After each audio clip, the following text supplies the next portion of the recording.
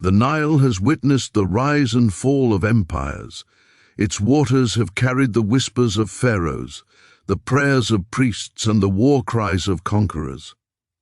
But there is one name that history tried to bury beneath the desert sands, one warrior whose defiance shook the foundations of the greatest empire the world had ever known. She was called Candace, a title that meant more than queen. It meant the embodiment of divine power, the keeper of an ancient legacy, the shield of a civilization that refused to kneel. This is the story of a woman who faced down Rome itself, who commanded armies when emperors thought her kingdom would crumble, who turned the sands of Nubia into the graveyard of imperial ambition. This is the story of the forgotten queen of the Nile.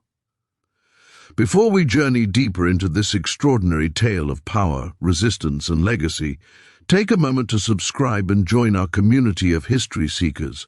We're uncovering the stories they didn't teach you in school, the real narratives of African power, brilliance, and resistance that shaped our world.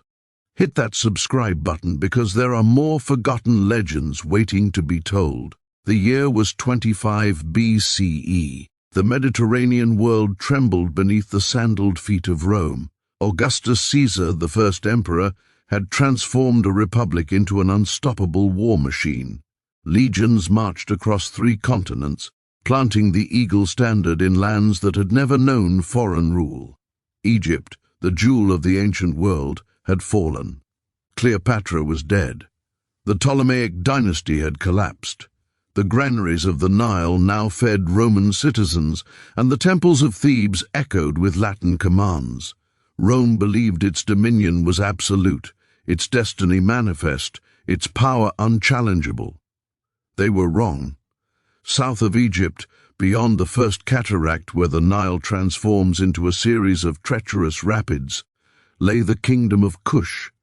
The Greeks called it Ethiopia, the Romans called it Nubia, but to its people it was simply Tarseti, the land of the bow, named for the legendary archers whose skills were unmatched in the ancient world.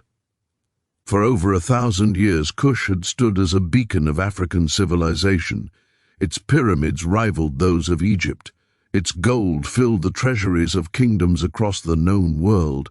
Its kings and queens had once ruled Egypt itself, establishing the 25th dynasty and restoring the ancient temples that had fallen into decay.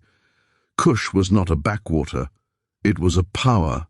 The capital of this kingdom was Meroë, a city that rose from the desert like a mirage made real.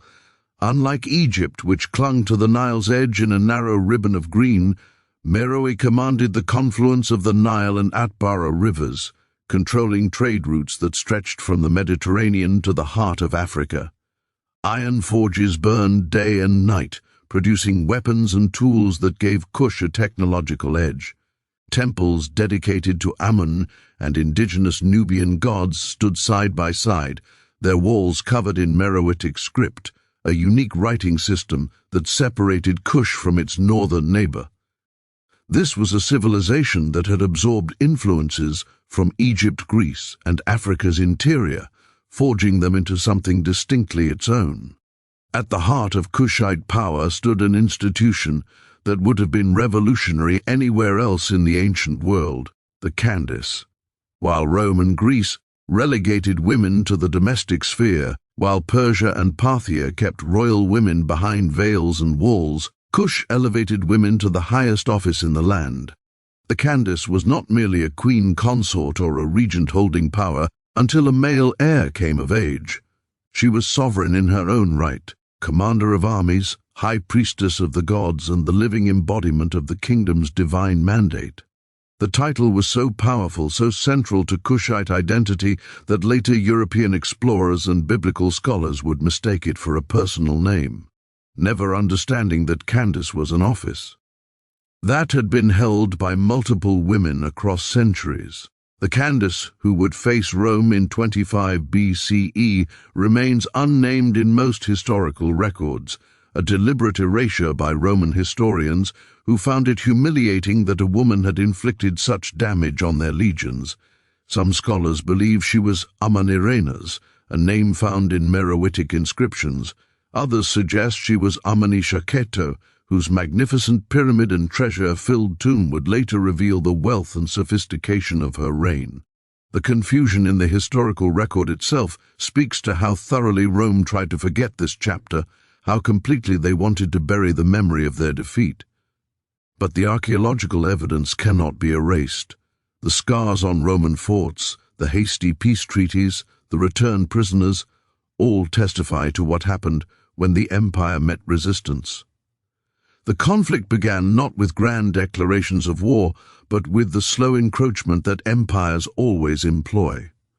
After conquering Egypt, Rome installed Gaius Petronius as prefect, the military governor tasked with securing Rome's newest and most valuable province. Petronius looked south and saw what Romans always saw when they gazed at foreign lands: opportunity. The gold mines of Nubia, the trade routes to Africa's interior, the strategic importance of controlling the entire length of the Nile, all of it seemed ripe for the taking. Rome had a pattern: conquer Egypt, then Nubia, then everything beyond. It was the logic of empire, the inevitable expansion that required constant feeding, constant validation through conquest. Petronius began probing the border. Roman patrols ventured beyond the traditional boundary at the First Cataract, testing Kushite responses. Tax collectors appeared in villages that had always paid tribute to Meroë, demanding payments to Rome. Local chiefs were offered Roman citizenship and protection if they would switch allegiance. It was the subtle warfare of assimilation, the kind that precedes invasion, the creeping takeover that doesn't look like war until it's too late to stop it. But the Candace was watching. She had not inherited a 1,000-year-old kingdom to watch it dissolve without a fight. She had not been elevated to the highest office in the land to preside over capitulation. She was the keeper of the flame, the guardian of sovereignty, and she understood something that Rome had not yet learned. Some powers cannot be conquered simply because you have more legions. The southern border of Roman Egypt was marked by a series of fortifications that Rome believed made their new province impregnable. At Aswan, the Romans had strengthened the ancient fortress, positioning it to control traffic through the First Cataract. Further south, at Philae, they had claimed the island temple complex, transforming a sacred site into a military checkpoint. The message was clear: this was Roman territory now, and the days of Kushite influence over Upper Egypt were finished. Gaius Petronius commanded 3 Roman cohorts stationed along this frontier, approximately 1,500 men backed by the might of the empire's war machine. They were veterans of Augustus's campaigns, hardened soldiers who had fought in Gaul, Spain, and the civil wars that had torn Rome apart. They had never lost. They did not expect to start now. The Candace had other plans.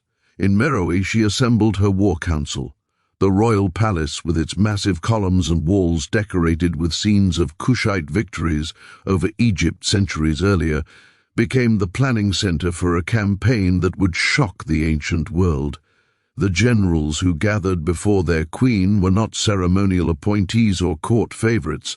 They were professional soldiers who had spent lifetimes mastering the art of war in Africa's harshest terrain. The Kushite military tradition stretched back millennia, to the days when Nubian archers had served as mercenaries in every major army, from Egypt to Persia, to the era when Kushite pharaohs had driven the Assyrians from Egypt and restored order to the chaos. These were warriors whose ancestors had invented tactics that Rome had never encountered. The plan that emerged from these councils was audacious. Rather than wait for Roman aggression to slowly strangle Kushite independence, rather than fight a defensive war from prepared positions, the Candace would strike first. She would launch a preemptive invasion of Roman Egypt, hitting the border fortresses before Petronius could concentrate his forces, before Rome could send reinforcements from Alexandria or the Mediterranean coast. Speed, surprise, and overwhelming force at the point of contact, these would be the keys. and she herself would lead the army north, riding at the head of her warriors, visible proof that Kush would not be intimidated by the purple of Rome. The army that assembled at Meroë in the months before the campaign was a formidable instrument of war. At its core were the legendary Nubian archers, men who had trained from childhood to use the powerful composite bows that gave the Kingdom of Kush its ancient name. These were not the simple bows used by tribal raiders. They were sophisticated weapons made from layers of wood, sinew, and horn, capable of piercing armor at distances that shocked opponents. A Nubian archer could put an arrow through a Roman shield and into the man behind it from 200 paces. They could fire from horseback, from riverboats, from behind cover, maintaining a rate of fire that could blanket an area in lethal projectiles. Roman legionaries, trained to fight in tight formations with shields and gladius, would find themselves facing an enemy that could destroy them before they ever closed to striking distance. But the Kushite army was more than archers. Heavy infantry, equipped with iron-tipped spears and large leather shields, formed the anchor of the battle line. These warriors fought in disciplined formations that could hold ground against charges or advance. Steadily under arrow cover, cavalry units, mounted on horses bred for endurance in the desert heat, provided mobility and shock power. War elephants, though fewer than in earlier centuries, still served as platforms for archers and as psychological weapons that could break enemy formations simply by their presence. The Kushites had also adopted certain innovations from their contacts with the Mediterranean world. Greek-style helmets appeared on some officers, chainmail had been integrated into the equipment of elite units, and siege techniques learned from centuries of contact with Egypt and beyond were part of the military repertoire. The religious dimension of this campaign cannot be understated. Candace was not merely a military commander, she was the high priestess of Amun, the chief deity whose massive temple at Meroë served as the spiritual heart of the kingdom. Before the army marched, elaborate ceremonies were conducted. Priests slaughtered bulls and examined their entrails for omens. Incense burned in great censers, carrying prayers to the gods. Candace herself entered the temple's inner sanctuary, emerging to announce that Amun had blessed the campaign, that the gods of Kush marched with their warriors, that victory was not just a military objective, but a divine mandate. For the soldiers who would face Roman iron, this was not abstract theology. It was tangible reassurance that they fought not just for territory or tribute, but for cosmic order itself. In 25 BCE, the Candace's army crossed into Roman Egypt. The historical sources disagree on the exact size of her forces. Roman accounts, always prone to exaggeration when describing enemies, claim tens of thousands. More conservative estimates suggest perhaps 10 to 15,000 warriors, still a massive force by ancient standards and more than enough to overwhelm the scattered Roman garrisons along the frontier. The invasion route followed the Nile northward, the river that had always been the highway of civilization in this region. Kushite warboats, painted with protective symbols and carrying archers and supplies, moved in parallel with the land forces, ensuring that the army remained supplied and that no Roman counterattack could cut their lines of communication. The first target was Aswan and its fortress. The Roman garrison, caught completely by surprise, found themselves under assault before they could even send word to Petronius. Kushite archers positioned on the surrounding hills turned the fortress walls into a killing ground. Any Roman soldier who showed himself above the parapet died with a Nubian arrow through his throat or chest. The siege was not prolonged. The Candace had brought specialists in siege warfare, engineers who understood how to undermine walls and construct siege towers. Within days, the fortress fell. The Roman garrison was overwhelmed, and those who survived were taken prisoner. The Candace ordered her standards planted on the walls, visible symbols that Kush had reclaimed what Rome had stolen. The psychological impact was immediate. For a generation, The Mediterranean world had witnessed Rome's unstoppable expansion. Cities and kingdoms that resisted were crushed. Leaders who opposed Rome died in chains or by their own hand. The message had been clear: resistance was futile, accommodation was survival. Now that narrative cracked. A kingdom to the south, a realm that Rome had dismissed as peripheral and primitive, had struck into the heart of a Roman province and defeated a Roman garrison. Word spread through Egypt like fire through dry papyrus. The native Egyptians, who had watched the Ptolemies fall and had been forced to accept yet another foreign master, suddenly whispered that Rome was not invincible. The Greek merchants and settlers in Alexandria nervously calculated whether their investments were safe. And in Meroë, in the royal palace where the Candace held court, there was grim satisfaction. The first blow had been struck. Now came the test of whether Rome would accept reality or escalate. The Kushite advance did not stop at Aswan. With the momentum of victory behind them, the Candace pushed her forces northward into the Dodecashkoinos, the contested region between the First and Second Cataracts that had changed hands between Egypt and Nubia repeatedly over the centuries. This was symbolically charged territory, land that had been part of the Kushite sphere during the dynasty that ruled Egypt, land that Rome now claimed as its southern buffer zone. By occupying it, the Candace was not merely raiding, she was asserting Kushite sovereignty, reclaiming what her predecessors had lost when Egypt fell to Persia, then to Alexander's Macedonians, then to the Ptolemies, and finally to Rome. The fortress at Philae was the next objective. This was more than a military target. Philae was sacred, home to one of the most important temples of Isis in the ancient world.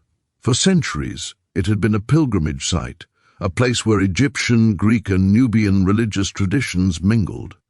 The temple's priesthood had maintained a careful neutrality between competing powers, offering worship and legitimacy to whoever controlled the region. Now Kushite warriors surrounded the island, their boats cutting off any possibility of relief or escape. The Roman forces stationed there were not combat troops, but administrative soldiers, men assigned to collect taxes and monitor river traffic.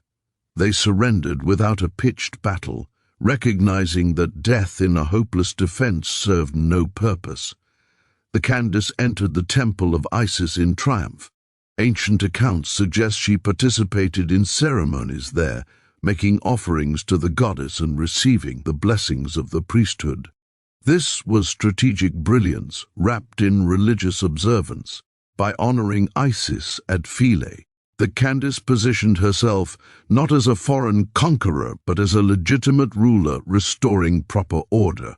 The Egyptians watching this display would remember that Kush had once ruled them, that the 25th dynasty had been Kushite, that African kingship over Egypt was not unprecedented but historical. Rome was the outsider here, the recent invader. Kush was coming home. But the boldest move was yet to come. Candace ordered her forces to advance on the city of Syene, the southernmost major Roman settlement in Egypt.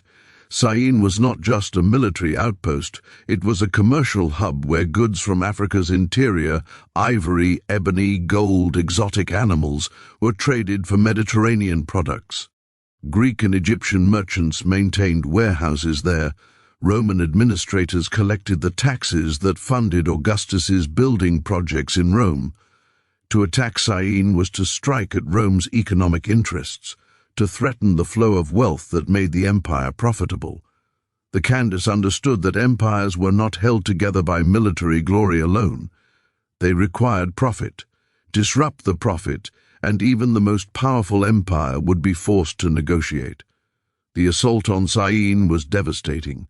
Kushite forces stormed through the city's defenses, overwhelming the small Roman garrison and the hastily organized resistance from local militias.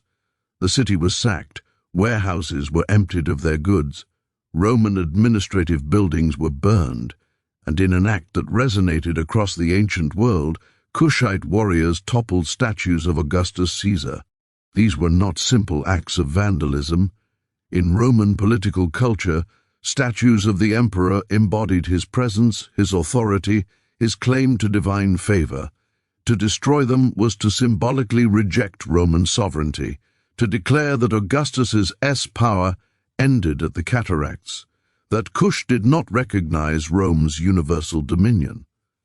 The Candace ordered that the bronze head of one Augustus statue be carefully preserved and sent back to Meroë, where it would be buried beneath the steps of a temple, a symbolic gesture forcing the emperor to bow eternally before Kushite power.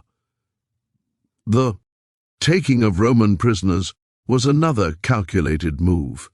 Among those captured were Roman officials, soldiers, and even some prominent merchants with connections to Alexandria.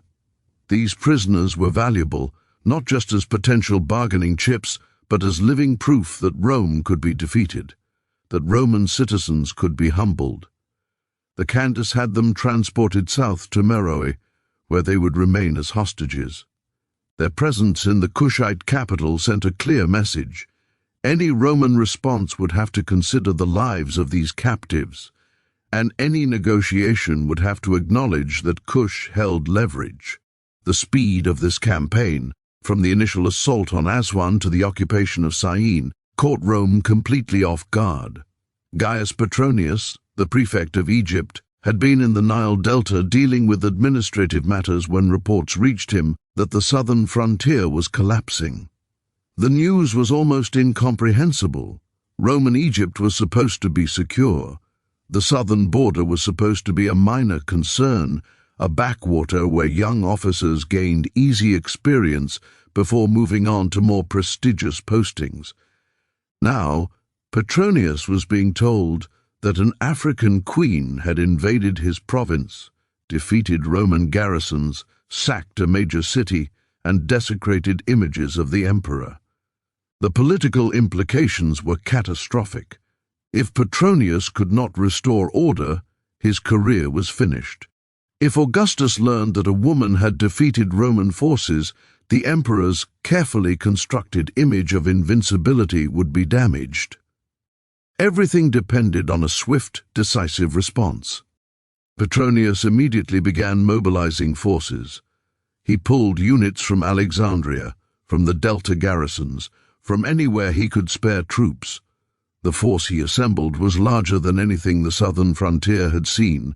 Estimates suggest he gathered over 10,000 soldiers, including heavy infantry legions, auxiliary cavalry, and specialist units like archers and slingers drawn from throughout the eastern provinces.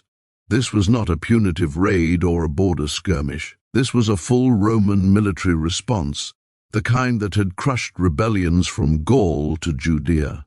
Petronius intended to sweep south, reclaim the lost territories, and punish Kush so severely that no future Candace would ever dare challenge Rome again. But Petronius was marching into terrain that favored the defenders. The region between Aswan and Meroë was a landscape of cataracts, deserts, and narrow river valleys where large armies could be channeled and ambushed. The Kushites knew every rock, every water source, every defensible position.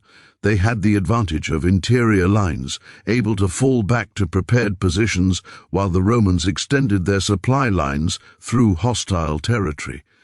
And they had something else, a leader who had already proven she would not be intimidated by Roman power, who had already demonstrated tactical acumen, and who commanded the absolute loyalty of her warriors. The Roman counteroffensive began with the kind of methodical efficiency that had built an empire. Petronius did not rush south in a fury of vengeance. He understood that desert warfare required careful logistics, that an army without water and supplies was an army destined for annihilation regardless of its training or courage. His forces moved steadily up the Nile, reclaiming the territory that the Candace had taken, re-establishing Roman control over the Dodecashkoinos. The fortresses at Aswan and Philae were reoccupied. Roman engineers repaired the damage, strengthened the defenses, and prepared supply. Depots for the deeper push into Nubia that Petronius planned. The Candace did not contest this initial Roman advance. She had achieved her primary objectives, demonstrating Kushite power, seizing valuable plunder, and capturing prisoners who could be used in negotiations. Now, as Roman forces moved south toward the traditional border, she withdrew her main army back into Kushite territory toward the Second Cataract and the fortress city of Qasr Ibrim. This was strategic depth, the ancient military wisdom of trading space for time, of forcing an enemy to extend until their supply lines became vulnerable. The Romans were marching into the desert, into a land where the sun killed as efficiently as any weapon, where a single poisoned well could doom a cohort, where the locals viewed them not as liberators, but as invaders. Qasr Ibrim stood on a massive rock outcrop overlooking the Nile, a natural fortress that controlled access to the river and the caravan routes through the surrounding desert. It was one of the most formidable defensive positions in Nubia, a place where a relatively small force could hold off a much larger army as long as they had supplies and determination. The Candace garrisoned Qasr Ibrim with her best troops and prepared for a siege. The message was clear: if Petronius wanted to continue south toward Meroë, he would have to take this fortress, and taking it would cost Roman lives, Roman time, and Roman resources. When the Roman army arrived at Qasr Ibrim, Petronius faced a decision that every commander dreads. He could lay siege to the fortress, committing his forces to what might be a lengthy operation in hostile territory, far from his supply bases, with his army exposed to harassment from Kushite raids. Or he could bypass Qasr Ibrim and push on toward Meroë, gambling that he could strike at the Kushite capital before the garrison at Qasr Ibrim could threaten his rear. Both options carried enormous risks. A siege could bog down into a war of attrition that Rome might not win before the desert heat and disease decimated his forces. Bypassing the fortress could leave his supply lines vulnerable to interdiction, potentially trapping him deep in Nubia with no way to resupply or retreat. Petronius chose the siege. He surrounded Qasr Ibrim and brought up his siege engines, catapults, battering rams, siege towers. Roman engineering was the finest in the ancient world, and Petronius expected that his specialists could reduce the fortress in a matter of weeks. But the Kushites had prepared well. The walls of Qasr Ibrim were thick, built to withstand both military assault and the erosion of desert winds. The garrison had stockpiled food and water, enough to hold out for months if necessary. And from the heights of the fortress, Kushite archers could rain arrows down on the Roman siege works, making every advance costly. The siege became a grinding contest of wills. Roman soldiers labored under the brutal sun to construct siege ramps, only to see them set ablaze by Kushite fire arrows. Catapults hurled stones at the walls, but the thick masonry absorbed the impacts without crumbling. Attempts to mine under the walls were detected and countered. The Romans were learning what defenders throughout history have known: fortresses perched on high ground with determined garrisons are nightmares to assault. Every day the siege continued was another day the Roman army consumed supplies that had to be hauled up the Nile from Egypt. Every casualty from Kushite arrows or from disease was another soldier who would not march on Meroë. The Candace, watching from the fortress or from nearby positions, sources differ, played a waiting game. She knew that time favored Kush. The longer Petronius was pinned down at Qasr Ibrim, the more precarious his strategic position became. His army was deep in foreign territory, far from reinforcement, operating at the end of a supply line that stretched hundreds of miles through potentially hostile countryside. If she could just hold him here long enough, disease and desertion might accomplish what arrows and swords could not: the destruction of his army without a climactic battle. And if Petronius chose to retreat, he would have to do so having failed to capture the fortress, having been stalemated by an African queen, having wasted Roman lives and treasure for nothing. But Petronius was not without options. He had faced determined defenders before in Gaul and Germany and Iberia. He knew that sieges were ultimately wars of logistics and morale. If he could cut the fortress off from resupply, if he could convince the garrison that no relief was coming, that their queen had abandoned them, he might provoke a surrender without having to storm the walls. He tightened the siege lines, ensuring that nothing could enter or leave Qasr Ibrim. He sent cavalry patrols to intercept any Kushite attempts to bring supplies or reinforcements. And he waited, betting that hunger and isolation would eventually break the defenders' will. Archaeological evidence suggests the siege lasted several months. Though exact dates are unclear, what is certain is that eventually the fortress fell, whether through starvation, treachery, or a final Roman assault that breached the defenses. Qasr Ibrim was taken. The Roman victory, however, was Pyrrhic. Petronius's army had been significantly weakened. Casualties from combat, disease, and the relentless heat had reduced his forces. The soldiers who remained were exhausted, their morale brittle after months of hard campaigning in hostile territory. The path to Meroë was theoretically open, but Petronius must have looked south toward the distant capital and calculated the odds of actually reaching it, conquering it, and getting back to Egypt alive.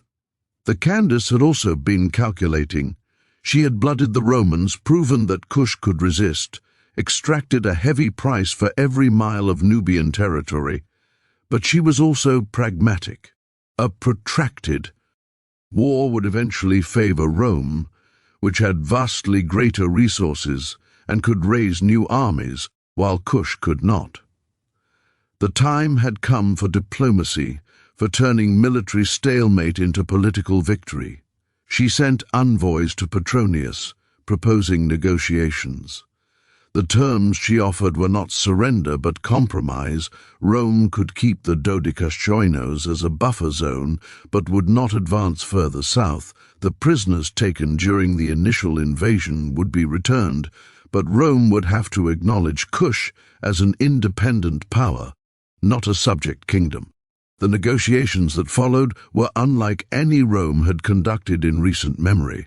The Candace did not approach Petronius as a suppliant begging for mercy. She negotiated from a position of demonstrated strength as the leader of a kingdom that had invaded Roman territory, sacked a Roman city, and held off a Roman counter-offensive. Her envoys carried themselves with the dignity of equals, not the deference of the conquered. This was a shock to Roman sensibilities, to a political culture that divided the world into Romans and barbarians, into those who commanded and those who obeyed. Here was an African queen treating Rome as though Kush were Parthia or some other great power.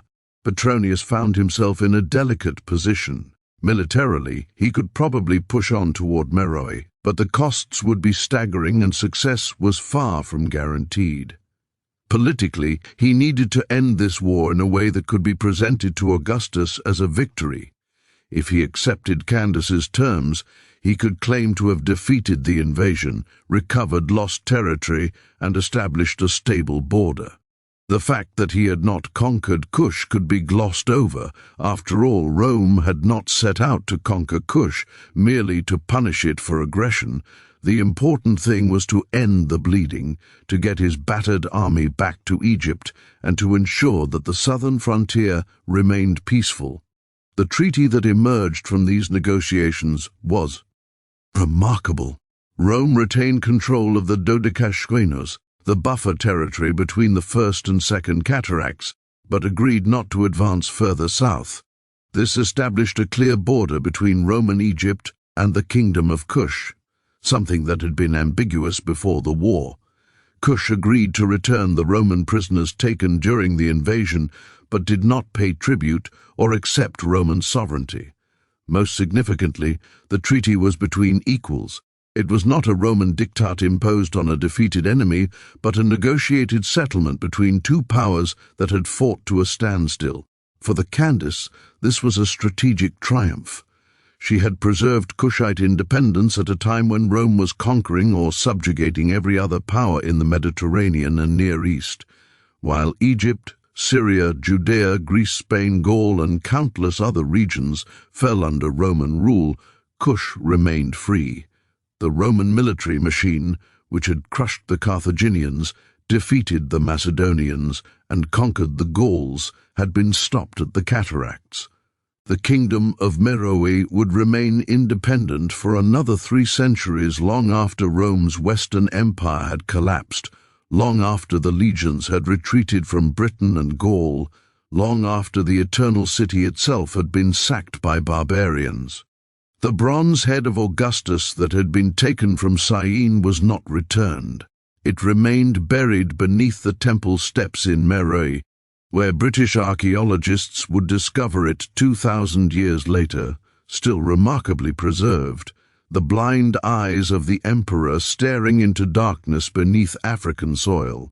This image, the first emperor of Rome, the man who had transformed the Republic into an empire, whose statues stood in every Roman city from Scotland to Syria, buried beneath a Kushite temple where every foot that entered stepped symbolically on his face, perfectly captured what the Candace had achieved. She had not destroyed Rome, but she had humiliated it. She had proven that African power, when skillfully led and strategically employed, could check even the mightiest empire. Petronius returned to Egypt and did what Roman commanders had always done after ambiguous campaigns. He declared victory. His official reports to Augustus emphasized the recovery of Roman territory, the punishment inflicted on the invaders, the re-establishment of secure borders, the fact that Kush remained independent, that no tribute was extracted, that the treaty was essentially a mutual recognition of spheres of influence. These details were minimized or omitted. In Rome, the campaign was presented as another glorious chapter in the expansion of the empire, another barbarian threat neutralized by Roman valor. Triumphal monuments were erected. Petronius's political career continued. The narrative was controlled, but narratives and reality are not the same thing. The reality was that Kush had fought Rome to a draw. The ancient sources, even the Roman ones when read carefully, reveal this truth. Strabo, the Greek geographer who wrote during Augustus's reign and who had access to eyewitness accounts, described the Candace as leading her forces personally, noted the difficulties the Romans faced, and acknowledged that the final settlement was negotiated rather than dictated. Pliny the Elder mentioned the campaign in his encyclopedic Natural History, describing the Kushite kingdom in terms that conveyed respect rather than contempt. Later writers, further removed from the political need to glorify Augustus, were even more explicit about what had happened. The Candace herself left limited direct records. Meroitic script, though deciphered in structure, remains largely untranslatable in content, leaving modern historians to piece together the Kushite perspective from archaeological evidence and inscriptions whose full meaning eludes us. But the monuments speak clearly enough. Temples at Meroë show the Candace in triumph, leading prisoners, receiving divine blessings, depicted with the regalia of military victory. The pyramids built for the Candaces of this era are among the finest in Nubia, steep-sided and elaborately decorated, tombs fit for rulers who had achieved greatness. The kingdom itself prospered in the decades after the war, its trade networks intact, its cultural traditions flourishing, its independence secured. The strategic implications of this conflict rippled across the ancient world. Rome had established a pattern of expansion that seemed unstoppable, a doctrine that every border was temporary, every neighbor either an ally waiting to be absorbed or an enemy waiting to be conquered. The war with Kush introduced a note of caution. There were limits to Roman power. There were places where the costs of conquest outweighed the benefits. The legions that could march across Gaul, that could cross the Rhine and the Danube, that could penetrate the deserts of Mesopotamia, could not easily conquer the Nubian heartland. The terrain was too harsh, the distances too great, the defenders too skilled, and the rewards too uncertain. This realization shaped Roman policy in Africa for centuries. Unlike in Europe and Asia, where Rome constantly pushed frontiers outward, In Africa south of Egypt, the border stabilized. Rome invested in peaceful trade with Kush rather than military conquest. Merchants, not legions, were the primary Roman presence in Nubian territory. The kingdoms of the African interior, Kush, Axum, and others, maintained their independence while engaging in profitable commerce with the Roman world. This was not because Rome suddenly became peaceful or lost its imperial ambitions. It was because the Candace had taught Rome a lesson in the costs of African wars.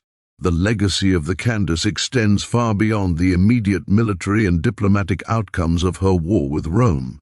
In the broader sweep of history, her resistance represents something profound about African civilizations and their interactions with external powers. This was not a story of inevitable conquest, of technologically advanced Europeans or Mediterranean powers sweeping aside primitive African kingdoms. This was a story of sophisticated African statecraft, military prowess, and strategic thinking that forced the ancient world's dominant power to accept limits on its expansion. The Kingdom of Kush itself continued to thrive for generations after the war. Meroë remained a major center of iron production, its forges producing tools and weapons that were traded throughout northeastern Africa. The kingdom's control over gold mines in the Nubian desert ensured a steady flow of wealth that funded monumental building projects. The pyramids that still dot the landscape around Meroë today, over 200 of them, more than in all of Egypt, were largely built during this period of Kushite prosperity and confidence. Each pyramid housed the burial chamber of a king or queen, filled with grave goods that testified to the kingdom's wealth, jewelry, weapons, pottery, and the objects of daily life for the royal family. The religious and cultural life of Kush flourished in this era of independence. The temples of Amun at Meroë and Napata continued to serve as centers of worship and political legitimacy. But the Kushite religion was not simply borrowed from Egypt. It had evolved distinctly African characteristics. Alongside Amun, the Kushites worshipped Ptolemaic, a lion-headed war god who had no Egyptian equivalent, whose temples showed him receiving offerings from Candace and kings. The presence of female deities in positions of prominence, including goddesses associated with fertility and warfare, reflected the elevated status of women in Kushite society. This was a civilization that had taken influences from multiple sources: Egypt, Greece, sub-Saharan Africa, and forged them into something unique. The institution of the Candace continued long after the queen who fought Rome had passed into history. Multiple women held the title over the subsequent centuries, ruling as sovereigns, commanding armies, building monuments, and conducting diplomacy. Archaeological excavations have revealed the tombs of several of these warrior queens. Amenemhat, who ruled around 10 BCE, was buried in a pyramid filled with treasure, rings, amulets, necklaces, and shields, all made with exquisite craftsmanship. When her tomb was excavated in the 19th century, the treasure was so extensive that it filled multiple museum collections. Her body had been interred with weapons, symbols of her role as a military commander, alongside the traditional regalia of queenship. Another Candace, Amenemhat, who many scholars believe was the same queen who fought Rome, though the chronology is debated, left inscriptions describing her military campaigns and religious dedications. Her stela, found at Meroë, shows her in the traditional pose of pharaonic victory, standing over bound captives, holding weapons, with the protective symbols of the gods above her. The text, in Meroitic script, likely describes her victories, though the inability to fully translate the language means we can only partially recover her own words. It is one of history's cruelties that we have extensive Roman accounts of their campaigns, but must piece together the Kushite perspective from fragmentary evidence. The cultural exchange between Rome and Kush, despite the war, continued through trade. Roman glass, wine and manufactured goods flowed south along the Nile and the caravan routes. African ivory, gold, ebony, incense and exotic animals moved north to Roman markets. Merchants from both civilizations met at border towns, exchanging goods and information. This trade was mutually beneficial and, importantly, conducted between independent parties. Kush was not a Roman client state or tributary. It was a sovereign kingdom engaged in commerce with Rome, the same way it traded with Arabia, Persia, and the kingdoms of Africa's interior. The military lessons of the Candace's war were not lost on other peoples facing Roman expansion. The tactics of defensive warfare in difficult terrain, the strategy of making conquest too costly to be worthwhile, the psychological impact of demonstrating that Rome could be resisted, all of these became part of the toolkit of resistance. In Germania, tribal leaders who fought Rome to a standstill in the Teutoburg forest employed similar principles. In Britain, Boudicca's revolt demonstrated that even in conquered territories, Roman rule could be challenged. In Judea, the multiple revolts against Roman rule showed that some peoples would fight to destruction rather than submit. Candace's example was part of a broader pattern of resistance that complicated and ultimately limited Roman imperial ambitions. The erasure of the Candace from popular historical memory is itself a significant historical fact. While Julius Caesar, Cleopatra, Augustus, and other figures from the Roman world are household names, taught in schools across the globe, the woman who fought them to a standstill remains obscure. This erasure was not accidental. The Roman historians who wrote the accounts that became the basis for later histories had strong incentives to minimize or distort the story. A detailed account of an African queen defeating Roman forces would undermine the narrative of Roman invincibility, would complicate the story of inevitable imperial expansion, and would be deeply uncomfortable for a patriarchal society that restricted women's roles in public life and warfare. Later European historians, especially during the colonial era, had their own reasons to suppress or ignore this history. The narrative of African civilization that emerged during the 18th and 19th centuries was one of primitiveness, of societies without history or achievement, of peoples who needed European conquest and rule to be civilized. The existence of sophisticated African kingdoms like Kush, with their own writing systems, monumental architecture, advanced metallurgy, and successful resistance to Roman conquest, contradicted this narrative. It was easier to focus on the Romans, the Greeks, the Egyptians, to present African history as beginning only when Europeans arrived, or, at best, as a reflection of Near Eastern civilizations, rather than something with its own independent trajectory. The rediscovery of Kushite civilization in the modern era came largely through archaeology. European and later African and international teams excavated the pyramids, temples, and cities of Nubia, uncovering material evidence that forced a reassessment of ancient African history.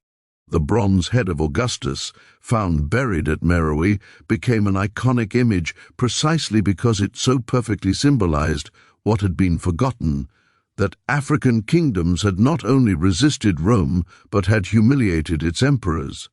The treasures from Kushite tombs, displayed in museums from Khartoum to Berlin to Boston, testified to the wealth and sophistication of a civilization that had thrived independently of the Mediterranean world. The military effectiveness of Kushite forces during the war with Rome deserves deeper examination, for it was not mere luck or Roman incompetence that produced the stalemate. The Kushites employed sophisticated combined arms tactics that integrated different military capabilities into an effective fighting system. Their legendary archers were not simply individual marksmen, but disciplined units capable of volley fire, of concentrating arrows on specific targets, of coordinating with other branches of the army, The integration of archery with heavy infantry and cavalry created a flexible force that could adapt to different tactical situations, skirmishing in open terrain, defending fortified positions, or attacking vulnerable elements of an enemy army. The Kushite understanding of logistics and terrain was equally impressive, operating in the Nubian landscape required. Knowledge of water sources, understanding of seasonal variations in heat and river levels, and the ability to move armies across deserts and along river valleys. The Kushites had been perfecting these skills for a millennium. They knew how to supply armies in terrain that killed uninformed invaders. They knew when to fight and when to withdraw, how to use the desert as a weapon, how to leverage the river for supply and transport while denying its use to enemies. These were not simple tribal warriors relying on courage alone. They were professional soldiers operating within a sophisticated military system that had been refined over centuries of warfare against Egypt's internal rivals and nomadic raiders from the deserts. The defensive infrastructure of Kush also played a crucial role. Fortresses like Qasr Ibrim were not hastily constructed earthworks, but permanent military installations built on naturally defensible positions and strengthened with thick walls, cisterns for water storage, and granaries for food. These fortresses served as anchors for defensive campaigns, places where armies could rest and resupply, where garrisons could hold out against vastly superior forces, where invaders could be channeled and controlled. The network of fortifications along the Nile and at strategic points in the desert represented generations of military engineering and strategic planning. Rome's fortress system in Britain Germania and along the eastern frontier followed similar principles. But the Kushites had been building such systems when Rome was still a small city-state in central Italy. The economic foundations of Kushite military power rested on several pillars. The iron industry at Meroë was critical, providing the weapons and tools that equipped armies and sustained the economy. Iron-tipped arrows, spear points, swords, and agricultural implements all came from the massive smelting operations, whose slag heaps still mark the landscape around the ancient capital. The gold mines of the Nubian desert generated wealth that could be converted into military resources, hiring specialist troops, purchasing horses, stockpiling supplies. The control of trade routes connecting the Mediterranean world with sub-Saharan Africa provided tariff revenues and access to goods that enhanced the kingdom's prosperity and military capability. The social structure that produced Kushite soldiers also deserves attention. Military service was embedded in the culture of the kingdom. Young men trained as archers from childhood, developing the strength and skill necessary to use the powerful composite bows effectively. Military service was a path to social advancement, a source of honor and prestige. Veterans were rewarded with land grants and positions in local administration. The royal family itself was expected to demonstrate military prowess. Kings and Candaces who could not lead armies, who had not proven themselves in warfare, would struggle to maintain legitimacy. This was a martial culture that valued military skill alongside religious devotion, agricultural productivity, and commercial success. The role of women in Kushite military and political life was exceptional by ancient standards, but not unique in African history. Across the continent, there are numerous examples of female military leaders, warrior queens, and societies where women held political and military power. The Candaces of Kush were part of a broader African tradition that contrasts sharply with the gender restrictions common in Mediterranean, Near Eastern, and European societies of the same era. This difference was not accidental or primitive. It reflected different social structures, different religious conceptions of power and divinity, different economic roles for women. In societies where women controlled significant economic resources through farming or trade, where female deities held important places in the pantheon, where matrilineal kinship systems existed alongside patrilineal ones. Female political and military leadership made practical and cultural sense. The contrast with Rome on this point is stark. Roman society was deeply patriarchal. Women could not vote, hold political office, or serve in the military. They were legally subordinate to male relatives, fathers, husbands, or brothers. Elite women could exercise influence through their relationships with powerful men, but they could not hold power in their own right. A Roman army commanded by a woman was unthinkable. When Roman historians describe the Candace leading her forces, there is an undertone of shock and discomfort, a sense that this violated natural order. Some accounts even attempt to masculinize her, describing her as having the courage of a man, as though bravery and military skill could not be feminine qualities. This Roman discomfort points to why Candace's story was so effectively suppressed. It was not just that Rome had been fought to a draw, that had happened before with Parthia and would happen again on various frontiers. It was that Rome had been stalemated by a woman leading an African kingdom. This doubly undermined Roman claims to natural superiority. If women could command armies as effectively as men, what justified excluding them from power? If African kingdoms could resist Roman military might, what justified claims that Mediterranean civilization was superior to African societies? These questions were too uncomfortable, too threatening to the ideological foundations of Roman imperialism and patriarchy. Better to minimize the story, to obscure the details, to ensure that future generations would not look too closely at what had happened on the Nubian frontier. The religious dimensions of the conflict added another layer of meaning. The Candace fought not just as a military commander, but as the high priestess of Amun, as the earthly representative of divine will.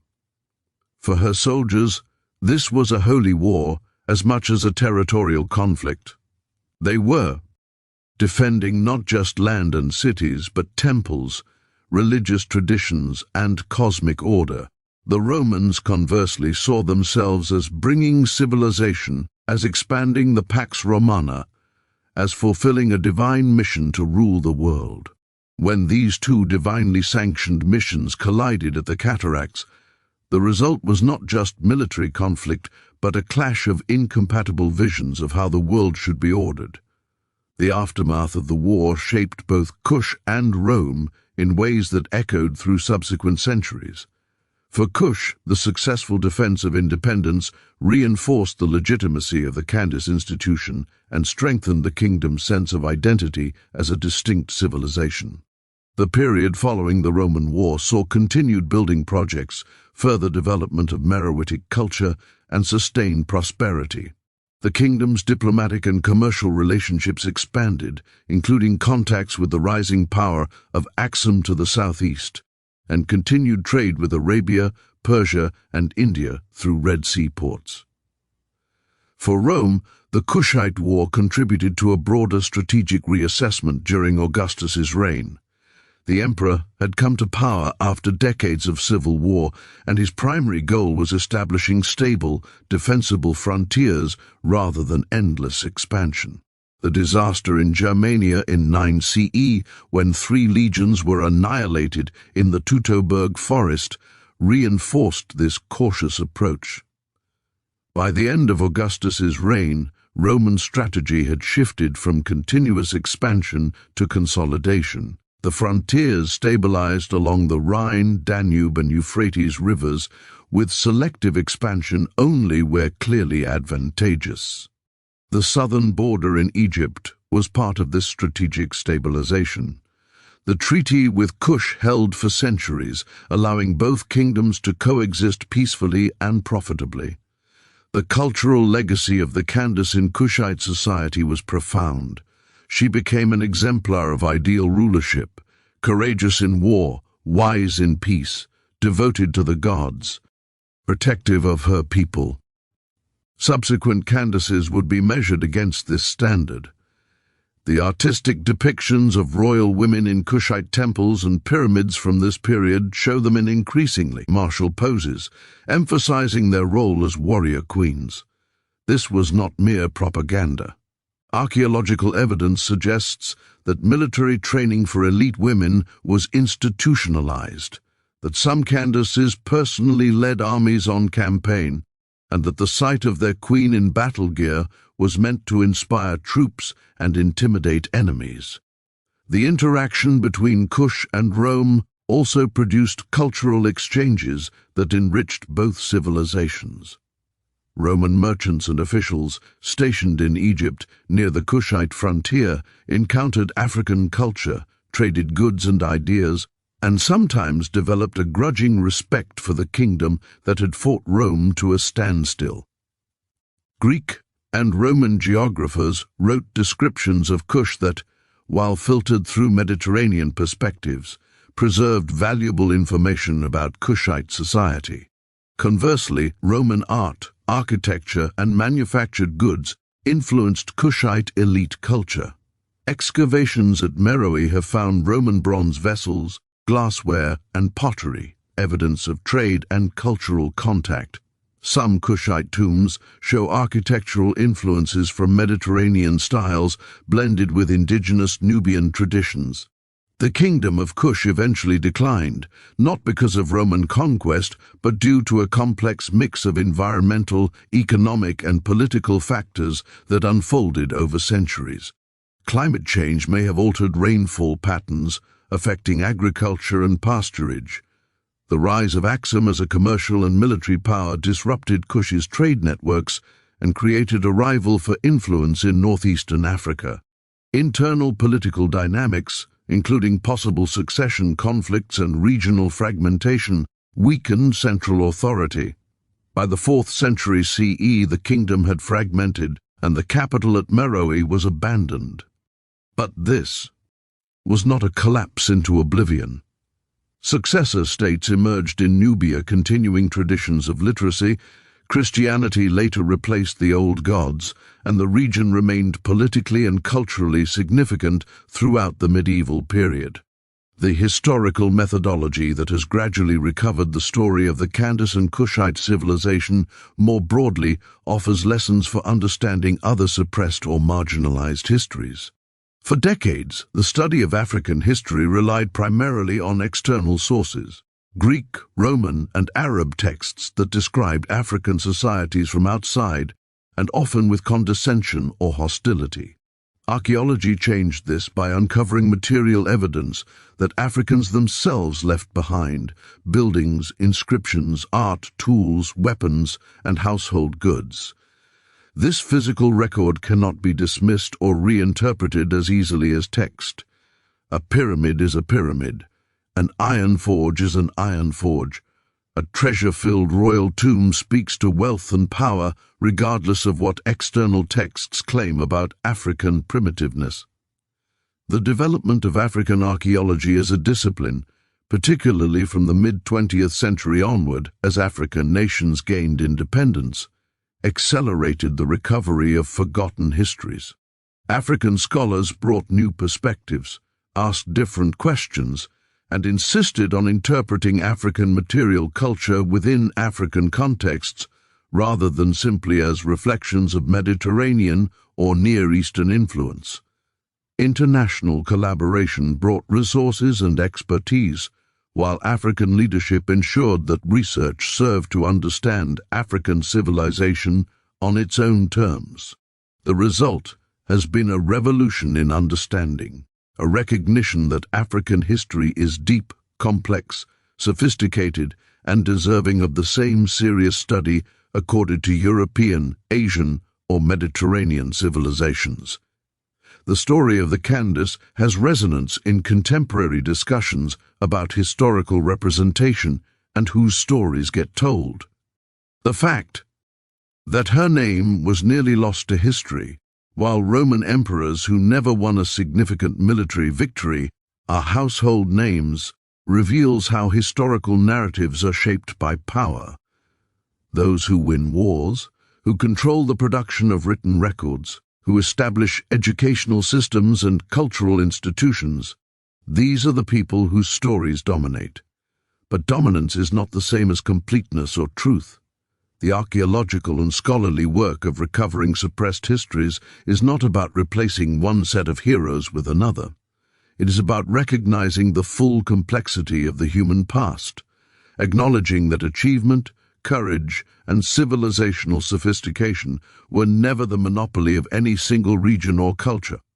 For the African diaspora, particularly the descendants of enslaved Africans forcibly transported to the Americas, the story of the Candace and of Kushite civilization offers something powerful, evidence of African achievement and resistance that predates colonialism and slavery.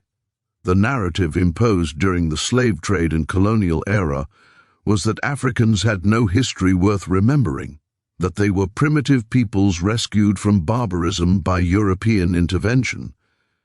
This narrative justified and sustained slavery, colonialism, and racial hierarchies. Every recovered story of African kingdoms, of African military victories, of African art and architecture and scholarship, chips away at that false narrative.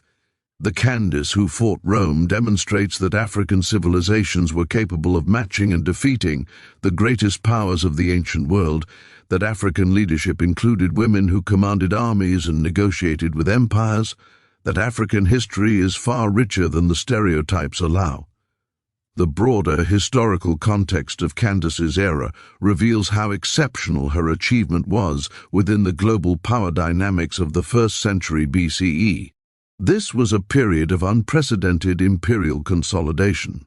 In the Mediterranean, Rome was absorbing the last independent states, transforming a sea that had been contested by multiple powers: Carthage, Ptolemaic Egypt, Macedonian successor kingdoms, Greek city-states, into a Roman lake. In Asia, the Han dynasty was expanding Chinese control westward along the Silk Road, creating an empire that rivaled Rome in size and sophistication. In India, post-Mauryan kingdoms competed for dominance. The trend everywhere was toward larger political units, toward empire building, toward the subjugation of smaller kingdoms and tribal groups into vast multi-ethnic states controlled by powerful monarchies. Against this global backdrop, the survival of Kushite independence is remarkable. Small kingdoms and tribal confederations were being swallowed everywhere. The Celtic tribes of Gaul, despite fierce resistance, were conquered by Caesar. The Germanic tribes beyond the Rhine faced constant Roman pressure. In Britain, the native kingdoms would soon fall to Roman invasion. The kingdoms of the Near East, Judea, Nabatea, Armenia, maintained precarious independence through a complex dance of diplomacy and strategic submission, knowing that outright resistance meant destruction. Only a few powers successfully maintained long-term independence from Roman expansion. Parthia in Mesopotamia and Persia, protected by distance and military capability, the Germanic and Celtic tribes beyond the practical reach of Roman logistics, and Kush, the African kingdom that fought Rome to a standstill and established a stable, peaceful border that both sides respected for centuries. The military history of the ancient world is filled with stories of successful resistance that eventually failed. Hannibal defeated Roman armies for years before Carthage was destroyed. Mithridates of Pontus fought 3 wars against Rome before his kingdom was absorbed. Vercingetorix united the Gauls in a desperate resistance that delayed but did not prevent conquest. What made Kushite resistance different was its permanence. The Candace did not just win battles or delay the inevitable. She established a strategic reality that Rome accepted and did not seriously challenge. The border between Roman Egypt and independent Kush became stable, a recognized frontier between 2 powers that chose coexistence over continued conflict. This outcome, true independence maintained through military credibility and strategic diplomacy, was exceptionally rare in the ancient world. The psychological impact of the Kushite War on Roman strategic thinking is difficult to quantify but likely significant. Every empire develops assumptions about its invincibility, about the inevitability of its expansion, about the superiority of its military and culture. These assumptions are reinforced by success, but can be shattered by unexpected defeats. When 3 Roman legions were destroyed in the Teutoburg forest, Augustus reportedly wandered his palace crying out for the lost legions, and Rome never again seriously attempted to conquer Germania beyond the Rhine. The Kushite War did not produce the same level of trauma because the losses were smaller and the outcome was a negotiated peace rather than outright defeat. But it contributed to a growing awareness that Roman power had limits, that some frontiers would not be profitably extended, that discretion might sometimes be wiser than valor. This strategic realism was not defeatism. Rome continued to expand selectively for another century, conquering Britain, Dacia, and parts of Mesopotamia. But the grand vision of limitless expansion of Rome, ruling the entire inhabited world, quietly faded. Emperors focused on defending and consolidating existing borders rather than constantly pushing outward. The shift from republic to empire had already begun this transformation, replacing the expansionist chaos of competing generals with the bureaucratic imperatives of frontier defense and internal stability. The Kushite War was one thread in this larger tapestry of strategic adjustment, a reminder that some regions were better left independent, some peoples better left as trading partners than conquered subjects. The economic calculus reinforced this strategic caution. Rome's economy was fundamentally extractive. The empire's prosperity depended on tribute, taxes and plunder from conquered territories. But not all territories were worth the cost of conquering and administering them. Egypt was worth it because of its grain, which fed the Roman population and prevented the food riots that could topple emperors. Syria was worth it because of its wealth and strategic position. Gaul was worth it because of its resources and because leaving it independent threatened Italy. But Nubia? The gold mines were already accessible through trade. The kingdom was not threatening Roman territory unless provoked. The terrain made conquest difficult and occupation expensive. The strategic return on investment was negative. Better to have Kush as a peaceful neighbor and trading partner than to waste legions trying to conquer a desert kingdom that fought back effectively. This economic pragmatism is often overlooked in discussions of ancient warfare, which tend to focus on glory, honor, and the clash of civilizations. But empires, whatever their ideological claims, ultimately operate on practical calculations of cost and benefit. The Roman Senate and later the emperors had to justify military campaigns to a population that bore the costs in taxes and blood. Wars that did not produce tangible benefits, plunder, tribute, strategic security, were harder to sustain politically. The decision to accept the border with Kush was not an admission of Roman weakness, but a recognition that some conflicts were not worth the price. This same calculation would eventually lead Rome to abandon territory beyond the Danube, to retreat from eastern Mesopotamia, to accept that the empire had reached its sustainable limits. The legacy of Candace's war thus extends into the realm of imperial decline, the pattern established on the Nubian frontier, a stable border between Rome and an independent power, maintained through mutual interest rather than Roman dominance, foreshadowed the empire's eventual fragmentation. As Rome weakened in the 3rd and 4th centuries, as military pressure from Persia, Germania, and internal civil wars drained resources, the frontiers that had once seemed eternal began to crumble. The Western Empire eventually collapsed, though the Eastern Byzantine Empire survived for another millennium. Throughout this long decline, the regions that had maintained their independence during Rome's peak, Germania beyond the Rhine, Caledonia beyond Hadrian's Wall, Parthia and later Persia in the east, and Kush in the south, remained free.